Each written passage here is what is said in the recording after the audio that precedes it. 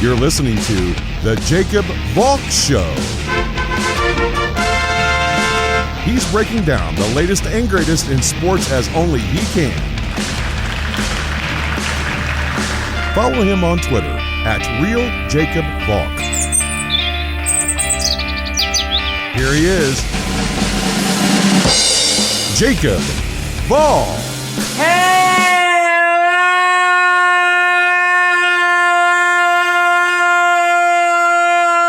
Hello, sports fans! Welcome to another edition of the Jacob Valk Show. I am the Jacob Valk, except no imitation. You know what I'm going to start with, the divisional round. But before I get into a specific game, and if you've listened to this show for a while, you know that I like going chronologically. So that means I'm going to start with Bengals Titans. I just want to put some things into perspective. This divisional round was, without question, the greatest playoff round in football history. In fact, it may be the greatest playoff round in sports history. 4 games comprised this round. 3 of them were won on last-second field goals. The one that wasn't went into overtime. All we wanted as football fans were great games. In the wild card round, we got a bunch of stinkers. We got 2 really good games, Raiders, Bengals, and Niners, Cowboys, but 4 stinkers. The football gods saw that, and they gave us 4 of the greatest games in playoff history. Seriously, any one of these games would probably be the greatest game in any season's playoffs. And that would be okay. No one would say, oh, that game doesn't deserve to be on the list. To have 4 games like that, 4 instant classics, 4 games that you're watching with your jaw on the floor and you're just entranced by the game. To quote the great Sam Spade, that's the stuff that dreams are made of. In a weird way, I'm almost glad that the Jets weren't playing. Because I got to enjoy 4 of the greatest games in playoff history as an impartial observer. You know, I can sit back and be amazed at Tom Brady leading his team back from 24 down. I can be amazed at Matthew Stafford. I can be amazed at Cooper Kupp. I can be amazed at Patrick Mahomes. I can be amazed at Josh Allen. I can be amazed at the final 2 minutes of that game. And I'm not on pins and needles. Sometimes it's better to have a global perspective as opposed to a narrow-minded focus. Like, honestly, if the Bills had won yesterday, even though they're the Jets' rivals, I would have been like, okay, my Super Bowl pick is still alive. It'll be nice to see the Chiefs not in the AFC title game for a fourth straight year. I don't hate the Chiefs by any stretch, but it's nice to have a little diversity. I mean, we just got over the Patriots dynasty. The Patriots dynasty is dead. I thought we'd get a little bit of a reprieve from having a league-dominating dynasty like that again. No, we're in the midst of another one. It was honestly great to be able to sit back on my couch for 6-7 hours and watch some of the greatest football you'll ever see. It is hard to believe that teams like the Jets and the Giants and the Jaguars and the Lions and the Texans are technically in the same league as those 8 teams that we saw over the weekend. You see those teams get blown out on a weekly basis. If you're a fan of those teams, you almost forget what good football looks like.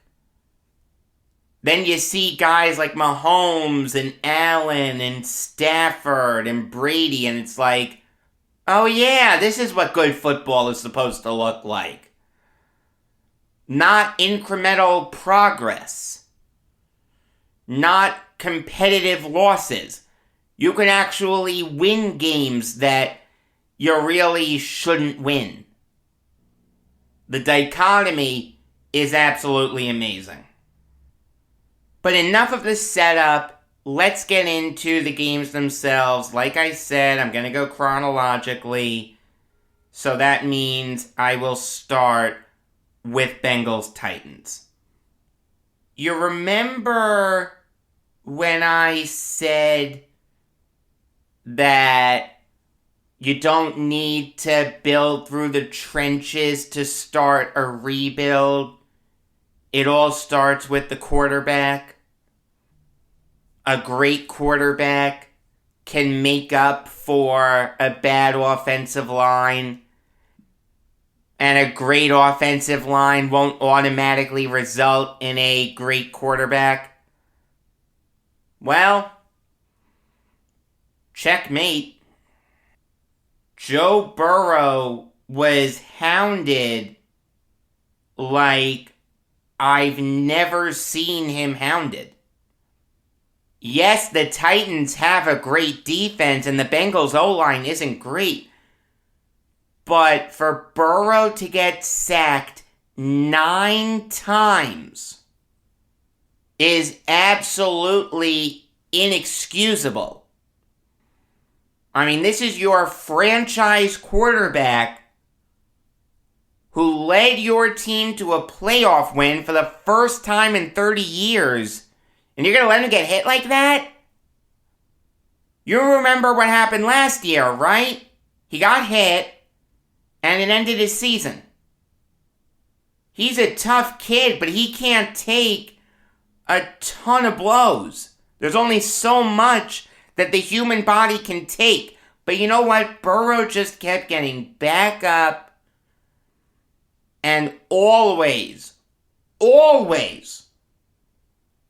gave the Bengals a chance. I mean, for Burrow to complete 28 of his 37 passes for 348 yards was incredible. They did a great job of getting Joe Mixon more involved. Obviously, Jamar Chase did his thing. T. Higgins did his thing. CJ Uzoma did his thing. Just a great performance by the Bengals. You know when you knew the Titans were in trouble? The first play of the game, Tannehill throws an interception. And they really struggled to get Derrick Henry involved early. Henry did not look like his explosive self. I knew he wouldn't. D'Onta Foreman had 16 less carries than Derrick Henry, but had 4 more rushing yards. I mean, you're watching the game unfold, and it's clear as day that Ryan Tannehill needs to step up. He needs to be the best player on the Titans. He needs to lead his team to victory, because Derrick Henry isn't going to do it. Derrick Henry's longest run on Saturday went for 9 yards. Derrick Henry barely averaged over 3 yards a carry. You could tell that Henry was hobbled. I give him credit for pushing through it. Because if the Titans were going to have any chance in this game, Henry needed to play. If Henry didn't play on Saturday, the Titans would have gotten shut out. But Tannehill really needed to step up and be great. And he wasn't. He threw 3 absolutely killer interceptions. On the first play of the game, he got picked off by Jesse Bates. His second pick was a simple short pass to the wide receiver that Mike Hilton made an outstanding play on. Got into the passing lane, tipped it up in the air, and came down with a pick. I understand that the Titans got the ball right back, but realize you had 1st and goal at the 9-yard line. To throw an interception there is inexcusable. Derrick Henry had probably his 2 best runs on that drive. D'Onta Foreman got loose for the 45-yard run. Okay, the Titans are cooking now. For Tannehill to throw that pick, that's a back-breaking mistake. But the Titans' defense did step up. After the second pick, the Bengals went 3 and out. The Titans drove down the field and kicked the field goal. Then Amani Hooker had a shoestring interception. I know that's technically a Joe Burrow interception, but that really shouldn't be on Burrow's ledger. I mean, it's just a simple throw to Samaje Perine. They're trying to get him involved a little bit. It looks like he's going to get about 5 yards on the catch. Burrow throws a perfect football. Perine just popped it up in the air, and Amani Hooker came down with it. And yes, I did think that was an interception. If Hooker was a 1/10 of a second later, it wouldn't have been an interception. It would have been an incomplete pass, but I did think Hooker got the pick. Outstanding job by him. Then Tannehill makes his best throw of the game. He finds A.J. Brown in double coverage. Brown makes a fantastic catch to tie the game. And then Tannehill proved to everyone that he is not a championship quarterback. 3rd and 5 at your own 40-yard line. Under 30 seconds left, you have 2 timeouts. What's the one thing you can't have happen? A turnover. Even an incomplete pass there, you're not mad at. Because your punter can flip field position. Your defense has been amazing this whole game. They've gotten to Burrow. They've made him uncomfortable. So you feel good about your chances if you're the Titans. You can play for overtime, and if you win that coin toss, you've got a great chance of winning. But Tannehill threw a ball that he never should have thrown. I mean, I understand at first glance it looked like Nick Westbrook-Akine was open, but he really wasn't. Like, go back and watch the play. He was not open. Eli Apple was all over him. I mean, he forced that interception. Then Logan Wilson came down with it. The Bengals have life. Then the absolute stones by Evan McPherson to kick that game-winning field goal. I mean, you've just got to tip your cap to him. That's a 52-yard field goal try. There are some NFL kickers out there that there's no way on earth they're hitting that.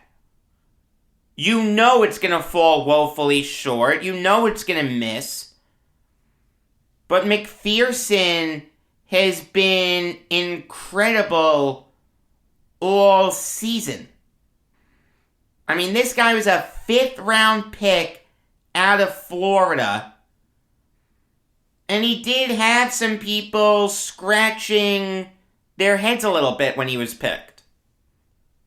Whenever you pick a kicker or a punter or even a fullback, it'll usually get you some dirty looks. But this is why you invest in a kicker. This is why you say, you know what? I've put this guy through the ringer, and we're gonna make him the first kicker drafted. We don't want to take the chance that he won't sign with us in undrafted free agency. We know that we have 3 picks later, but we want to take this guy now. That's why you do that. But it's one thing to be able to hit a 52-yard field goal. It's another thing to be able to hit a 52-yard field goal with 3 seconds left on the clock.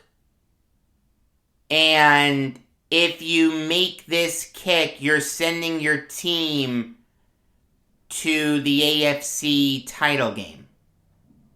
You remember when I said that, like it or not, this Bengals team is carrying the burden of Bengals teams of old? McPherson was carrying that burden too.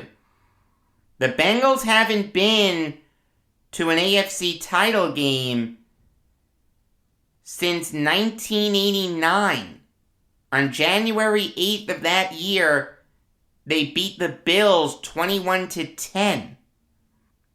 So McPherson was carrying that burden.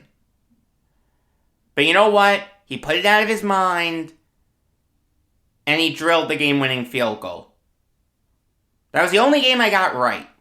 I went 1 for 4. You gotta love it. I went 4-2 last week. I'm feeling good. I'm over 500. Then I went 1-3, so I'm at 500 now.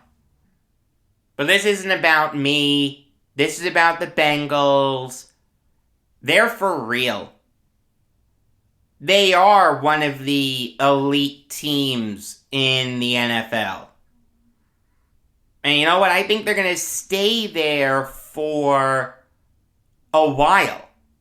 There's no reason why they can't dominate the AFC North for the next 10 to 15 years. You know, it's kind of funny. In the AFC North, for a while, we got excited whenever Ben Roethlisberger went up against Joe Flacco.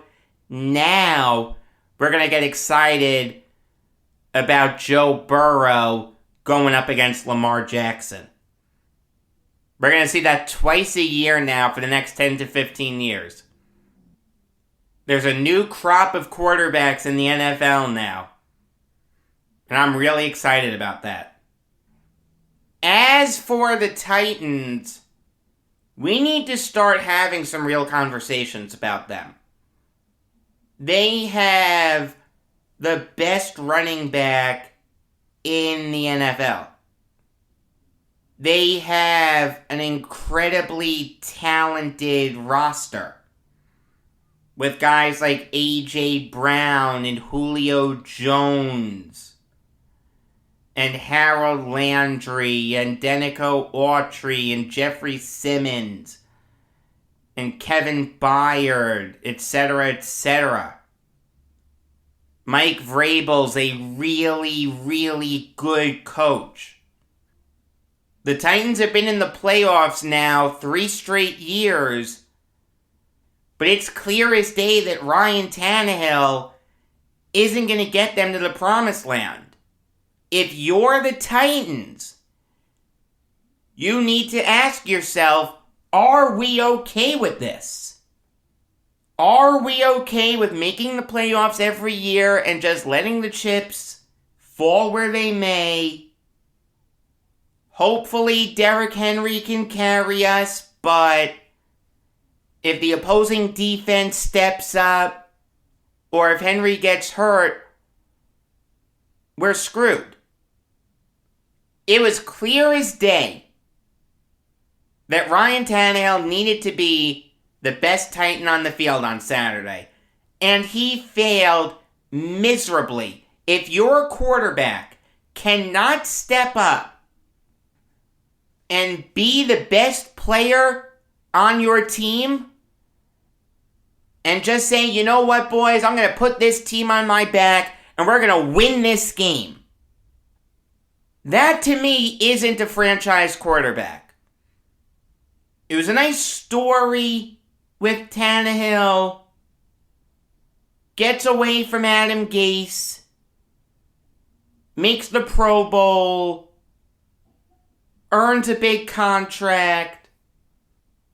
But it's clear to me that the Titans need to start looking at alternatives. I mean, one thing you gotta realize, Tannehill's gonna be 34 when next season starts. He's not getting any better. This is Ryan Tannehill, a good quarterback. Maybe even a very good quarterback, not a great quarterback. And if you don't have a great quarterback, you're not winning a Super Bowl. If you're content to just make the playoffs and let the chips fall where they may, fine. Roll with Tannehill.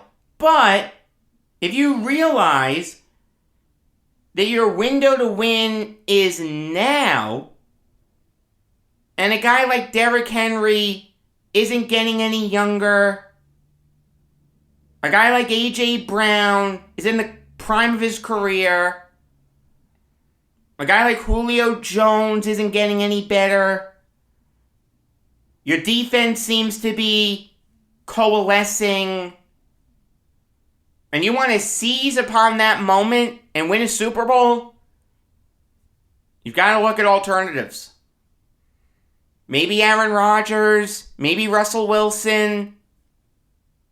It's time that we have these conversations about Ryan Tannehill. Make no mistake about it. If Tannehill was even a hair better on Saturday, the Titans win this game, and the story is how the Bengals failed to protect Joe Burrow. The story is, why didn't they draft Penei Sewell? The story is, why can't the Bengals protect their franchise quarterback? But because Tannehill gave this game away, the Bengals are going to the AFC title game. Who dey?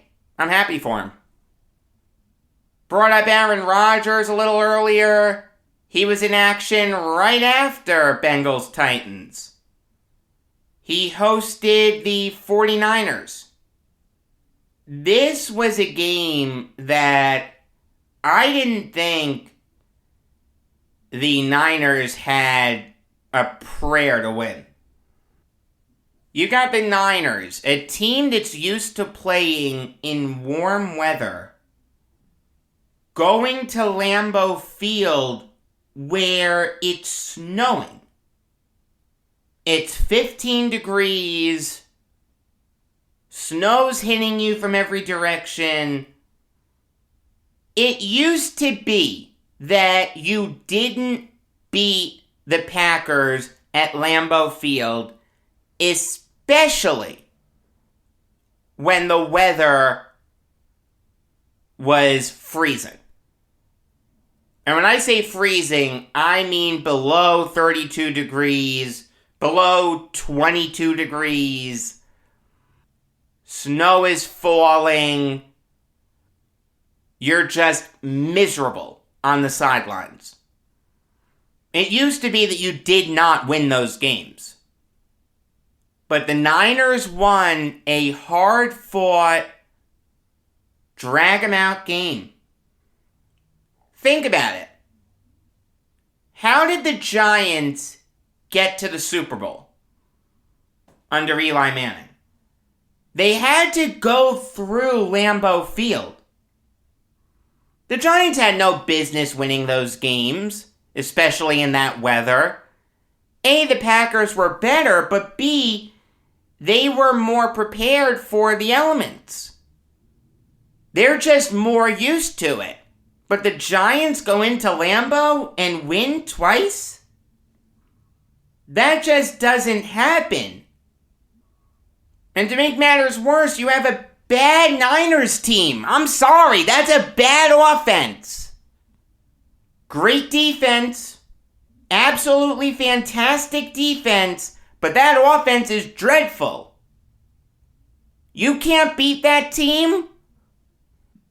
You know, if a guy like Jimmy Garoppolo or Elijah Mitchell had a game for the ages, or Deebo Samuel had a fantastic game, George Kittle, whoever, you'd say, okay, I could see how the Niners could win that game. That was the formula to them winning. But the Packers gave this game to the Niners.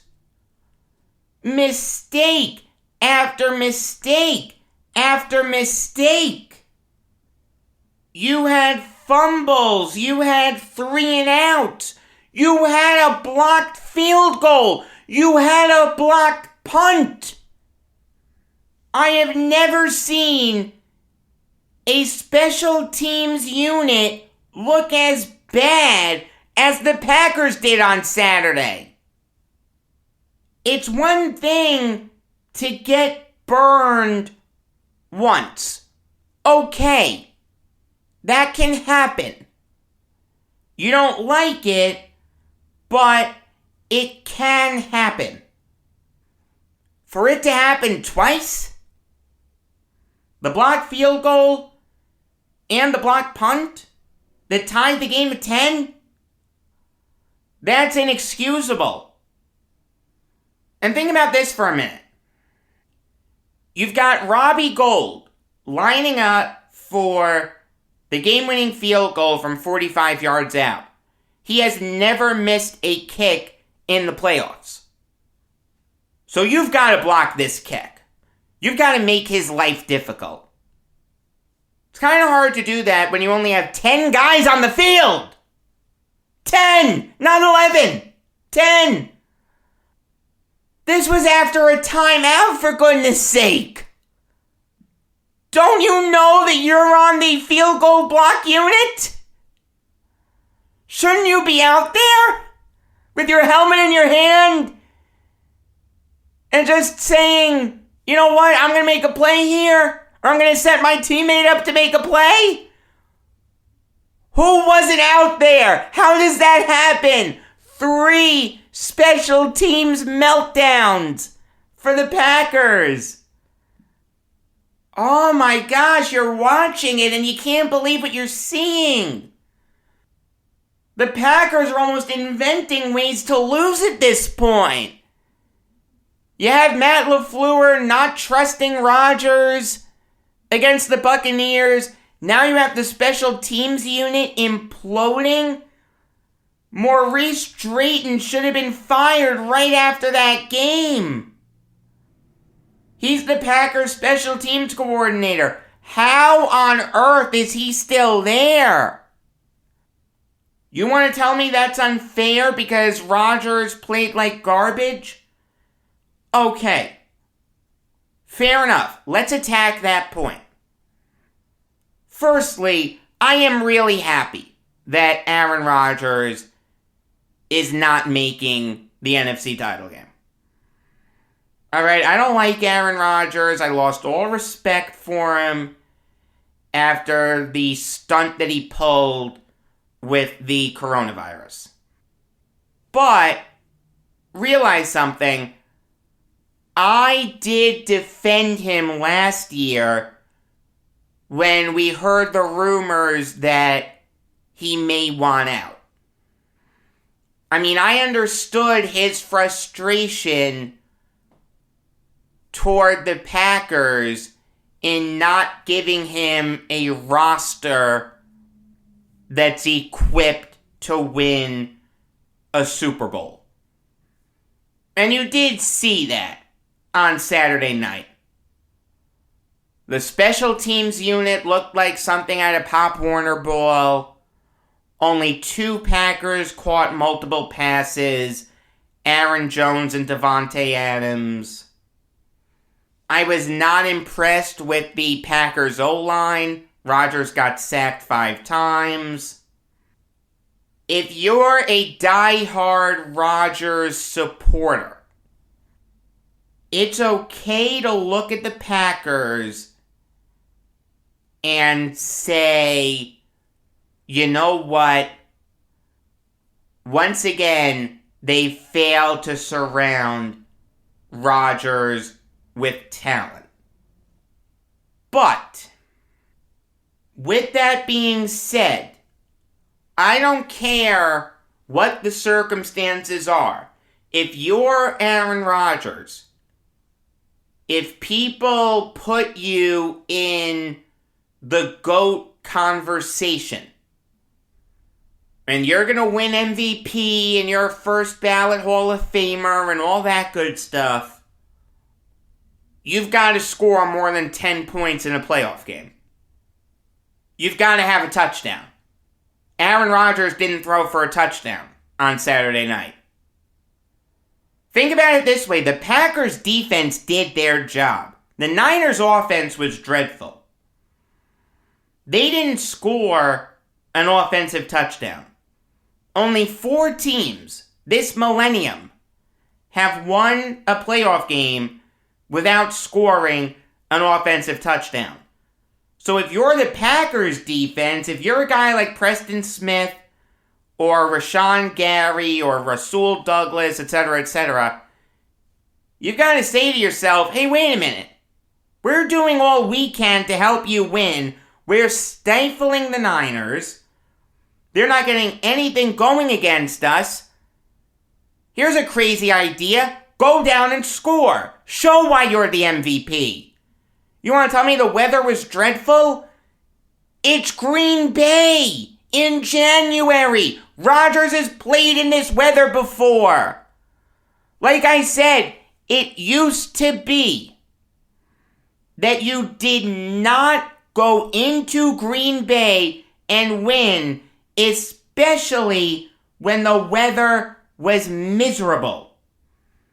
Now, that aura of invincibility is gone. Think about it this way. This guy won a Super Bowl, right? Super Bowl MVP. is great in that game, throws for over 300 yards, throws 3 touchdowns, and the Packers win that game pretty easily. Easier than the final score would indicate. The final score was 31-25, but remember, the Packers were up 21-3 at one point. Let's examine what Rodgers has done since then. The year after the Super Bowl, the Packers went 15-1. The Giants march into Lambeau Field and upset the Packers. The year after that, they lose to the Niners. The year after that, they lose to the Niners again. The year after that, they lose to the Seahawks in overtime. The year after that, they lose to the Cardinals. The year after that, they get destroyed by the Falcons.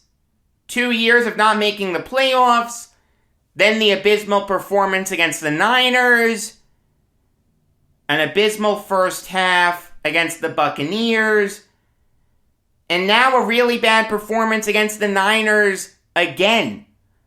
We're talking about Aaron Rodgers as a GOAT. The guy's only played in 1 Super Bowl.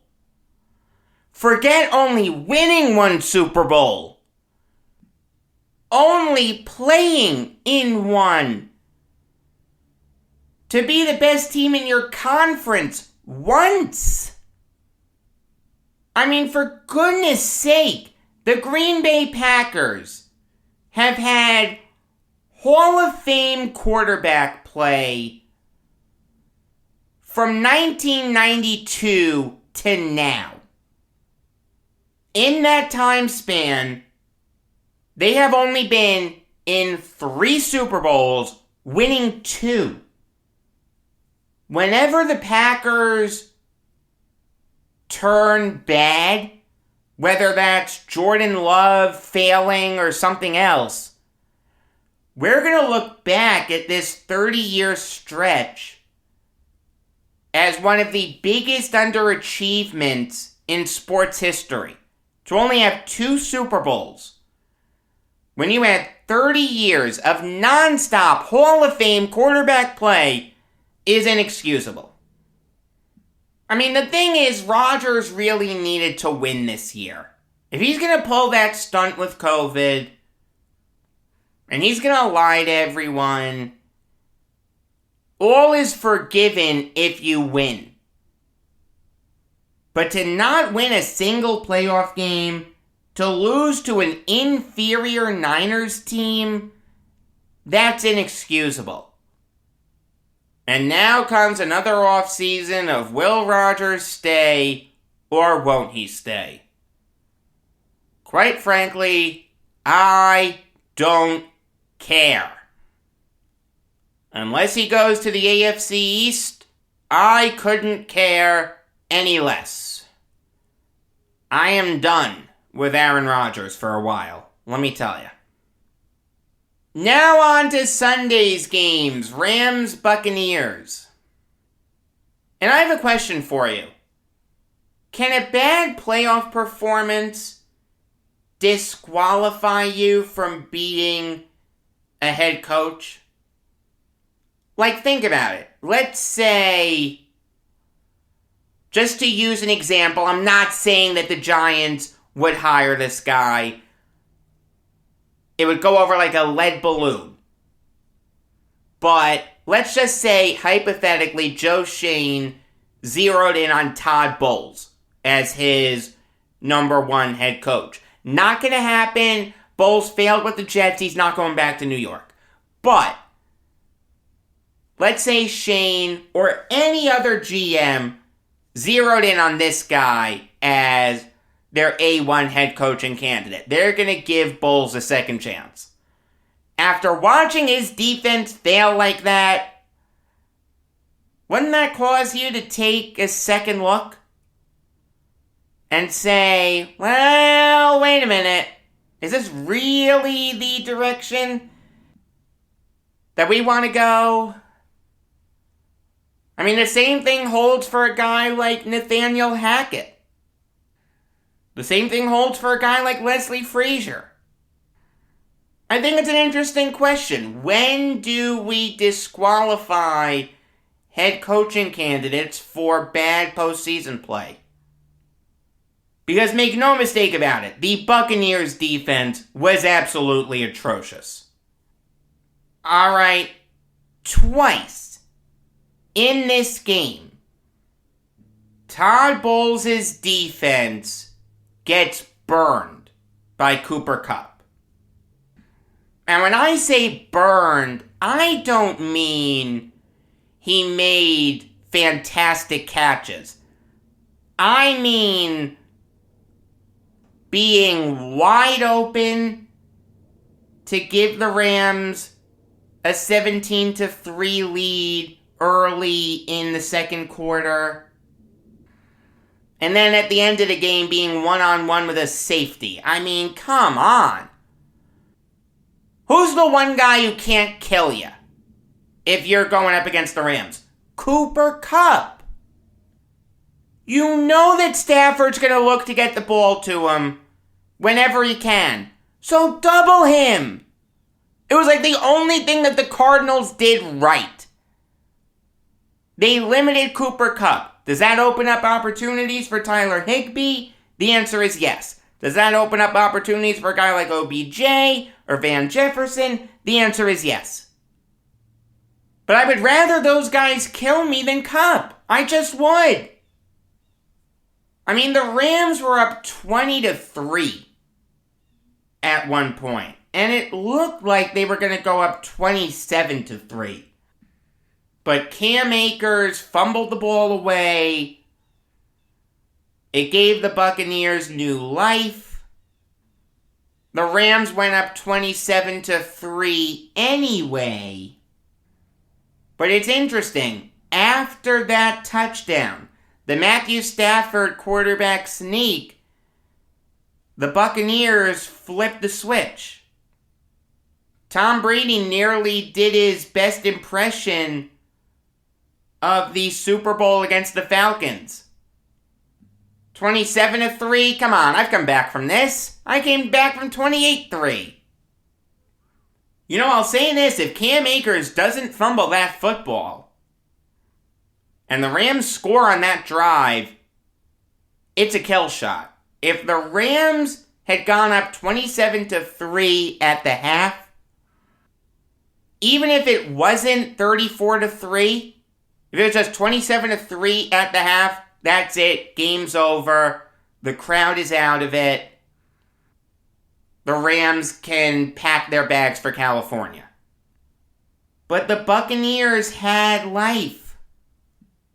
You have Jamel Dean forcing a Cooper Kupp fumble. 7 plays later, Leonard Fournette scores a touchdown in his 7th straight postseason game. Playoff Lenny is built different. It was either at that point or after the Buccaneers recovered the bad snap that I placed a $5 bet on the Buccaneers. You could sense momentum changing. The odds were really good. I think it was bet 5 to win over $20. It's like, you know what? Momentum is changing. I like these odds. It's $5. I'm going to do it. Mobile sports betting is legal in New York. I'm going to have a little fun. The odds were plus 460 when I made that $5 bet. So you can do the math. Now I can honestly say this. I don't think I've ever seen a team try to give a game away like the Rams tried to give away that game yesterday. Like, think about Super Bowl 51, 28-3. The Falcons really didn't give that game away. They had one fumble. That was it. But think about what happened to the Rams. You have the Akers fumble just shy of the end zone. after Von Miller comes up with a big strip sack, Brian Allen snaps the ball to no one. It's clear as day that Matthew Stafford wasn't ready for that football. So that's 2. You've got Mike Evans one-on-one. I don't care if it's Jalen Ramsey or not. Unless it's Darrelle Revis, I'm not trusting my corner one-on-one against Mike Evans. I understand that Scotty Miller was killing him. Alright, I get that. But I would rather have Scotty Miller kill me than Mike Evans. So that's 3 times that the Rams gave this game away. How about the second Akers fumble with 2.5 minutes left? 4 times the Rams give this game away. Even on the 4th and 1 play, I can make the argument that whoever missed that tackle on Fournette in the backfield ended up giving the game away. The thing is, though, that's a tough tackle. I'm not going to get on him too much. Great run by Fournette, though, I'll say that. That was unbelievable. And somehow, some way, the Buccaneers, after being down 27-3, with just over 7 minutes left in the third quarter, tied the game at 27. Then Todd Bowles' defense just imploded.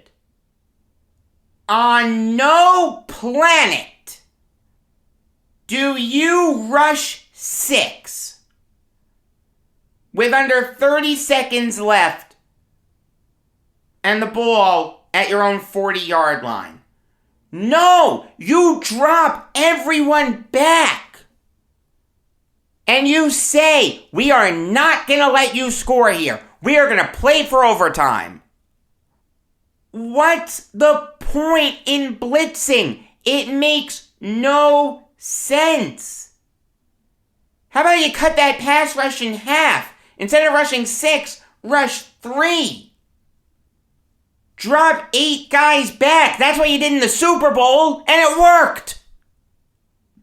There's this misnomer in the NFL that in a 2-minute drill situation, you need to generate pressure on the quarterback above everything else. That is not true. I'm not saying it's not important to generate pressure, but what's more important is to make sure that you're covering all the receivers. Especially Cooper freaking Kupp. One-on-one against the safety? Oh, for the love of mercy. That is just inexcusable. Let me tell you, I feel bad for Antoine Winfield. He's the guy who's going to go down in history as the guy who got burned by Kupp on that epic catch that sent the Rams to the NFC title game. He never should have been in that spot. There should have been a corner on Kupp. You want to double Kupp? Fine. But you don't rush 6.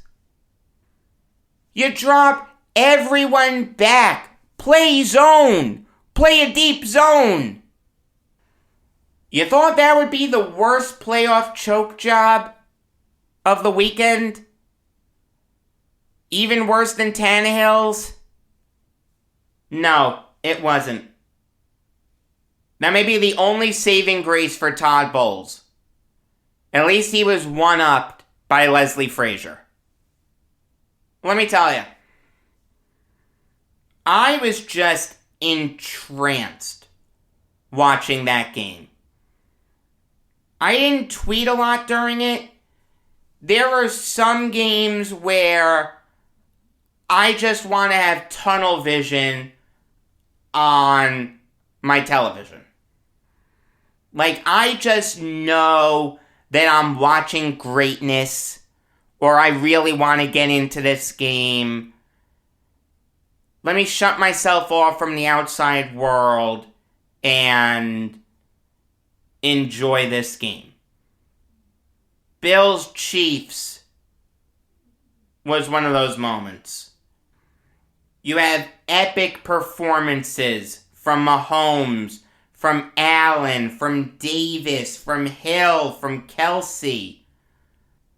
One thing that I thought Leslie Frazier did well was he did disguise pressure.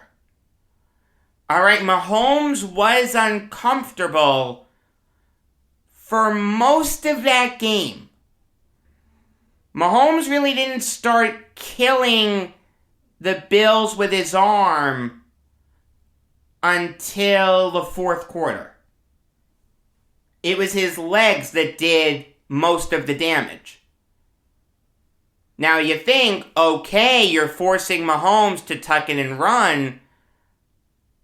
I'll take my chances with that rather than having him kill me with his arm.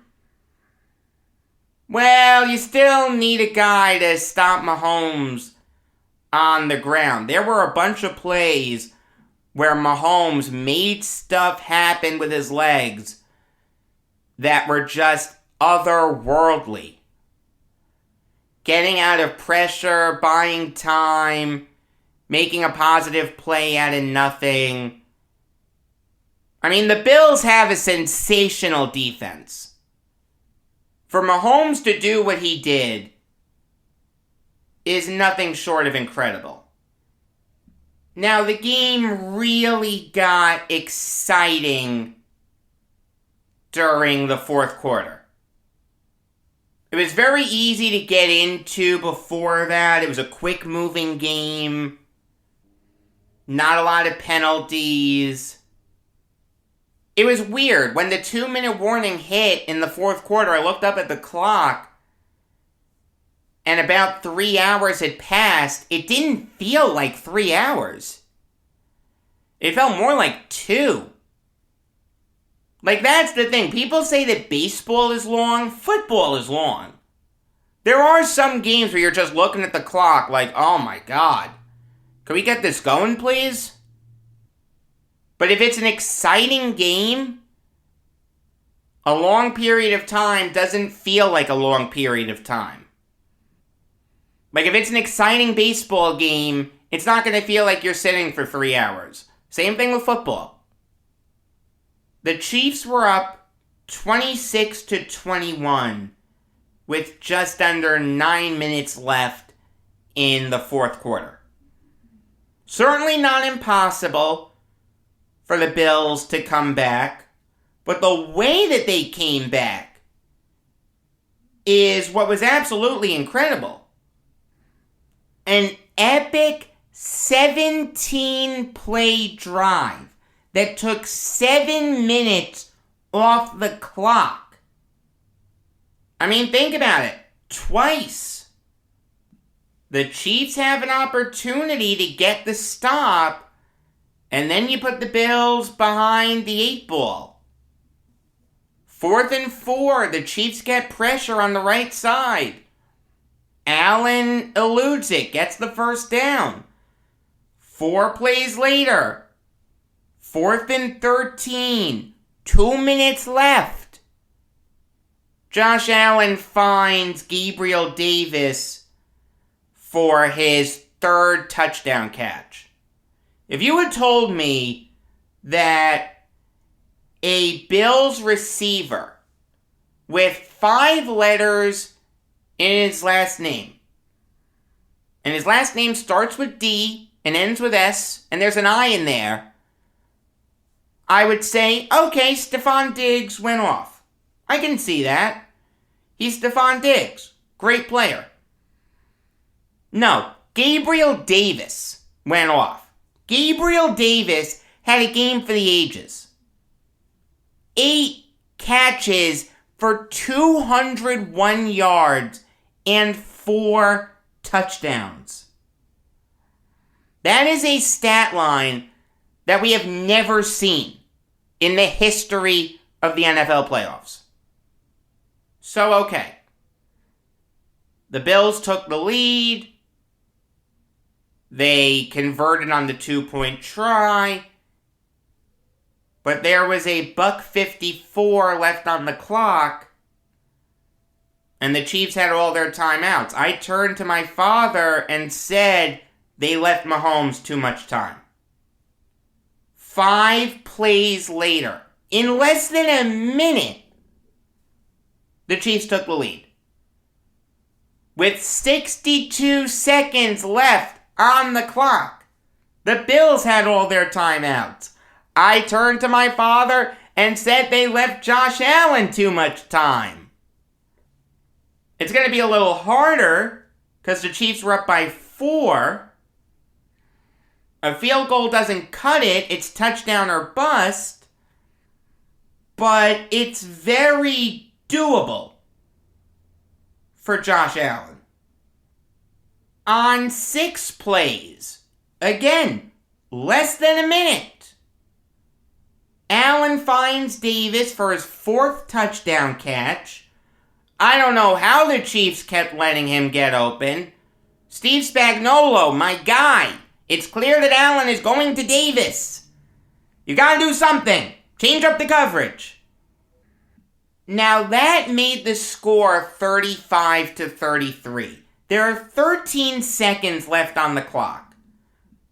Granted, the Chiefs had 3 timeouts, but it's still really difficult to drive down the length of the field in 13 seconds. You need everything to go right. Think about it. The Dak Prescott play took more time than the last drive in regulation. So the Bills are up 35-33. I'm thinking at this point, do the Bills want to go for 2? It's risky. Alright? If you miss the 2-point try, a field goal wins it. If you kick the extra point, a field goal ties it. But if you convert on the 2-point try, you have in essence won this game. Because there is no way that Patrick Mahomes is going to go 75 yards down the field in 13 seconds. Even with all of his timeouts. Patrick Mahomes is great, but he's not that great. No one is that great. Sean McDermott kicked the extra point, and then pandemonium happened.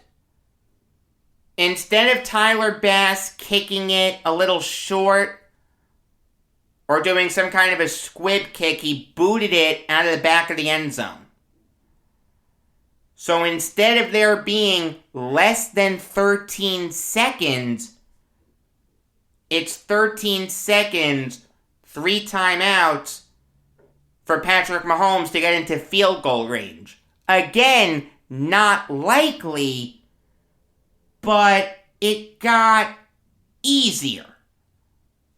Somehow, some way, the Bills allowed 2 completions. And next thing you know, with 3 seconds left on the clock, Harrison Butker is in line to tie this game up. It's a 49-yard field goal. I didn't think he would make it. I'll be honest with you, I didn't. I know that Butker's probably the second best kicker in the NFL, but realize something, he was not good in that game. He missed an extra point and he missed a field goal. I did not think he was going to hit that field goal. I really didn't. But he hit it. In 13 seconds, the Buffalo Bills allowed Patrick Mahomes to get into field goal range. 13 seconds is the new wide right. It just is. You know, even not squibbing it or kicking it a little short is excusable. You trust your defense to not give up 44 yards in 10 seconds. That just does not happen. In the final 9 minutes of this game, 28 points were scored. To put that in perspective, the Chiefs were up 23-21 before that. It's just insane. It's stuff that doesn't happen. It only happens in Madden. And even then, when's the last time you saw something like that happen in Madden? So then comes overtime and the all-important coin flip. You win the coin flip, you get the ball first. If you score a touchdown, your opponent never sees the ball. The Chiefs won the coin toss, and right then and there, you knew that the Chiefs were going to win this game. You knew that Mahomes wasn't going to give that ball back. So now Bills fans are upset. Well, wait a second, why didn't our guy get a chance to see the football? That's unfair. I've seen people say, well, here's a crazy idea. Don't give up points with 13 seconds left on the clock when your opponent has the ball at their own 25. The thing is, though, that cuts both ways, though, because if you're a Chiefs defender, it's not too long ago that the Chiefs got burned by that same rule. You can't have it both ways. You can't be a Chiefs defender but not realize the fact that in the 2018 AFC title game, Patrick Mahomes should have gotten a chance to touch the football. Same thing here. Josh Allen should have gotten a chance to touch the football. I would drastically change the NFL's overtime rules. I would go to the college system, but I would change it a little bit. Firstly, it would be the same for the regular season and the playoffs. You know how the NFL overtime rules change once we get to the playoffs? I would get rid of that. Same rules for the whole season. I like the 2-point conversion rule. I'm fine with that being after double overtime. I understand wanting to get the players off the field. They've been going nonstop for 60 minutes. Let's shorten the time that it takes to reach a conclusion. When you have tired football players out there, that's when injuries can happen. That's when play can suffer. We don't want that. I don't even mind the rule that in double overtime, you have to attempt a 2-point conversion. Again, let's shorten the time that it takes to get a satisfying conclusion. No one has ever watched a college football game in overtime and say, you know what, that's not a satisfying conclusion. I have a bad taste in my mouth. I had a bad taste in my mouth after Bills Chiefs, because I wanted to see Josh Allen get another shot. I really did. The only thing that I would change with the college system is this. You know how in single and double overtime, the drive starts at the opponent's 25-yard line? I would change that. I would start it at the 50. You need to go half the field to score. Because 25, you're basically gifting them points. Think about it this way. If you throw 3 incomplete passes to start overtime, you're kicking a 43-yard field goal. Any NFL kicker worth his weight is making a 43-yard field goal. If you put the ball on the 50, you've got to work a little bit to get into field goal range. You've got to go 15 yards. You've got to get a first down. So I would put the ball at the 50. I would adopt the college system as it is right now. The only thing that I would change is, instead of possession starting at the opponent's 25-yard line in the first and second overtimes, I would start it at the 50. I think that's the fairest way to do it. I understand why Bills fans are upset, but I understand people saying, well, you shouldn't have given up 3 points in 13 seconds. Fair. I understand that, but that doesn't negate the fact that the NFL's overtime rules are broken. No one likes ties.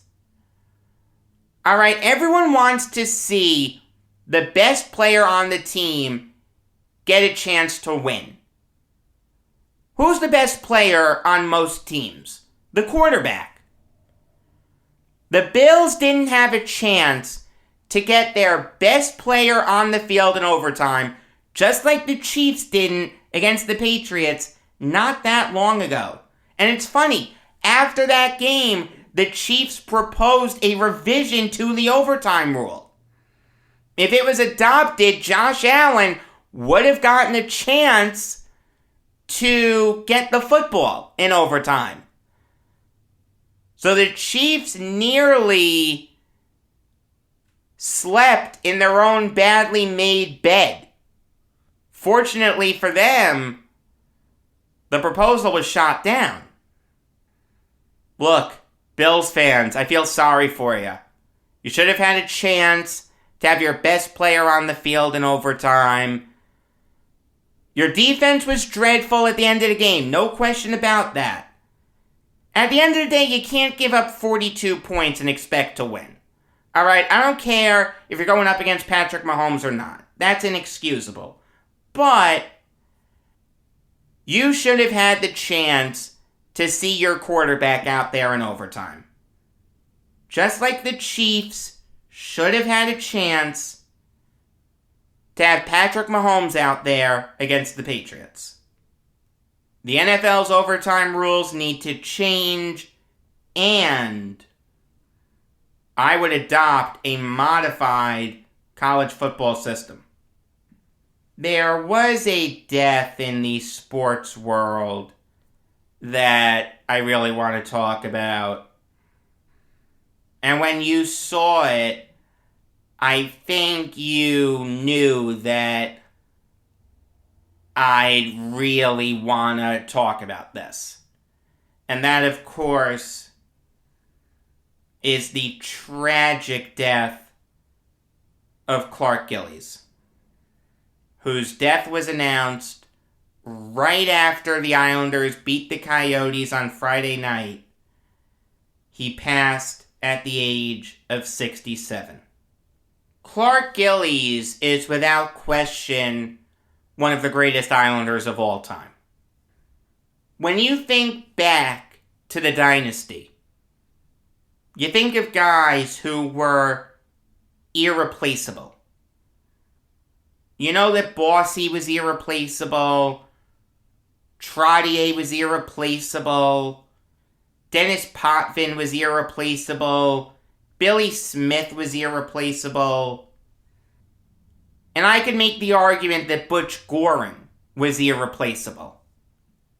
Clark Gillies was irreplaceable. Clark Gillies' role on the Islanders was incredibly important. He protected the stars. This was an era of the NHL where the players protected their stars. They didn't rely on the referees to do it. They didn't rely on the NHL to do it. The enforcers protected the stars. And Clark Gillies was one of the toughest players to ever play in the NHL. I mean, think about it. As a rookie, this guy fought Dave Schultz in the playoffs. And Dave Schultz, if you don't remember, led the NHL in penalty minutes for 3 straight seasons when Gillies dropped the gloves with him. Just to give you some context, it was Game 5 of the semifinals. The Islanders were down 3-1 in the series. They had just staved off elimination by winning Game 4 in overtime thanks to Jude Drouin. They were well on their way to winning Game 5.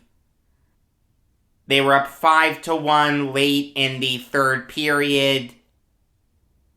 And then Dave Schultz and the Flyers decided, you know what, we're going to stir things up a little bit. I mean, this was a big brawl. We don't remember this as a big brawl, but Chico Resch was involved. Andre Dupont got a game misconduct. This was a big brawl. So enter Gillies. Again, young kid. Always a tough player, but a young kid. He goes right up to Dave Schultz and wins the fight. It would be like a rookie taking on Tom Wilson and winning. That was when people knew that the Islanders were for real. They weren't going to be messed with. Midway through the 76-77 season, Al Arbour made Clark Gillies the second captain in Islanders history, succeeding Eddie Westfall. And Gillies just wasn't comfortable in that role. And I'll tell you why. He didn't want the spotlight. He wanted other players to take the spotlight. And that's okay. Some players are like that. But that's how Dennis Potvin became captain. Because Al Arbour realized that Gillies was uncomfortable in that role. So he let the more experienced Potvin, who had established himself as one of the best defensemen in the NHL, and was around a little longer than guys like Trotz and Bossy, take over as captain. There are some players who, when they get stripped of the captaincy, that's it. They want out. They want nothing to do with that team. Gillies was happy. He was happy to settle into that role as the third wheel on the Trio Grand. Now, when I say the third wheel, I mean that in the nicest way possible. On every great line, whether it's the Kraut line, the French Connection, the punch line, the production line, there's always a player that takes a little bit of a back seat for the betterment of the team and his line mates. So while Gillies played an important role on the Trio Grand, with Trottier and Bossy making sure that no one would mess with him, again, he was more than willing to take a back seat, let his line mates get on the score sheet, and be the seminal reason for the Islanders winning. And boy, oh boy, did the Islanders do a lot of winning. It wouldn't have happened without Gillies. It just wouldn't have. On the top line left wing, Gillies and the Islanders won 4 straight Stanley Cups. They won 19 straight playoff rounds. That is never happening again. It just wouldn't have happened without Clark Gillies. Go back and watch some of those games and realize how great Gillies was. The stats may not show it, but There is no doubt in my mind that the New York Islanders do not win 4 Stanley Cups and 19 straight playoff rounds if Clark Gillies wasn't on the team. Now, I knew Clark Gillies. Clark and I were friends. We were on a first-name basis. He went to my bar mitzvah, and the guy refused to eat anything. You know why? Because he always wanted to be available to the people who were in line to get his autograph and take pictures. In my room, framed and mounted to the wall, there is an autographed picture of a bunch of people at my bar mitzvah. But you know who stands out above everyone, both literally and figuratively? Clark Gillies. He watched me on the chair get danced around. He inscribed it Shalom. Gillies was the nicest guy there. He seriously was. All due respect to everyone else there. Alright, I had the New Age Outlaws there also because I was once a big wrestling fan. I was a big DX fan. And all due respect to my friends that were there, my mother's friends, my father's friends, my grandmother's friends, no one there was as nice as Clark Gillies. He was always willing to take a picture with you. Even if you saw him at the Coliseum, he'd stop, shake your hand, talk to you. I mean, this guy was around a ton. You remember the game last year when Gillies smashed a beer can over his head? The crowd went nuts. This is tougher than Don Maynard's death. I didn't know Don Maynard. I never met Don Maynard. Don Maynard wouldn't know me if I came to his house and delivered him a pizza. If I went to Clark's house and delivered him a pizza, we'd chat for 30 minutes. I mean, it's sad. He's the first great Islanders player to die. You thought it would be Bossy. I'm glad it's not. I'm glad that my Bossy is still alive, but I was prepared for Bossy's death, if that makes sense. You knew he was sick. He's fighting cancer. He wasn't at the first game at UBS Arena. I was mentally prepared for his death. I wasn't mentally prepared for Gillies' death. I didn't even know he was sick. I found out later from one of his close friends that, yeah, he had been sick for a while. Out of respect to him, I'm not going to say what the cause of death is. I will say I know what it is. But I had no idea he was sick. You saw him 2 months ago at UBS Arena. He looked fine. I'm pretty sure he was at other games. He was fine. He looked great. This is just stunning. 67. Far, far, far too young. Islanders Nation is less bright now than it was a week ago. To know that I'll never see Clark again at an Islanders game hurts me. It hurts me to my core.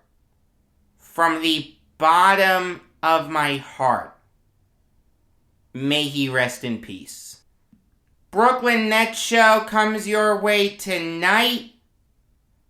Regular episodes of the Jacob Valk Show come your way every weekday afternoon. Until next time, I'm Jacob Valk, and always remember, if you disagree with me, you're wrong.